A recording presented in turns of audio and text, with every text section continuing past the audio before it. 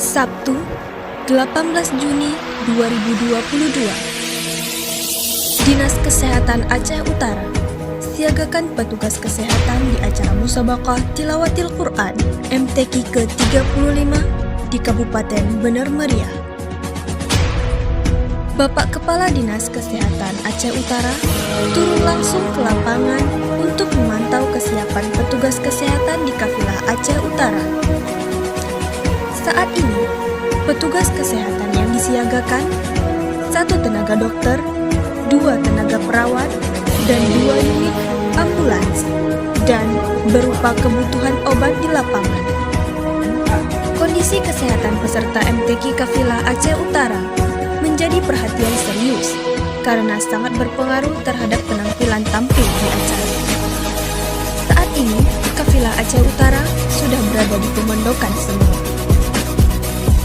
Sementara itu, Kepala Dinas Syariat Islam Aceh Utara, Tengku Muhammad Idris SE, menyampaikan bahwa MTQ tingkat Provinsi Aceh ke-35 akan berlangsung nanti malam tanggal 18 sampai 25 Juni 2022. Cabang-cabang MTQ yang akan diikuti oleh Kafilah Aceh Utara yaitu cabang tilawah, Fahmil Quran, Hifdzil Quran, Tafsir Quran, Syarhil Quran, Khatil Quran, dan cabang karya tulis ilmu Al-Quran.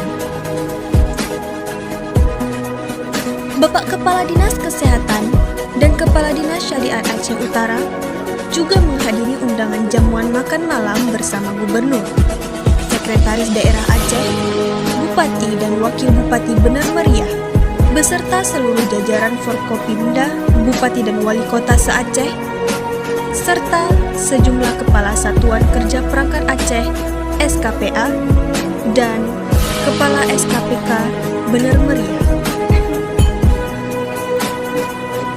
Acara pembukaan Musabaqah Tilawatil Quran MTQ Aceh ke-35 yang dibuka langsung oleh Gubernur Aceh, Nova Iriansyah.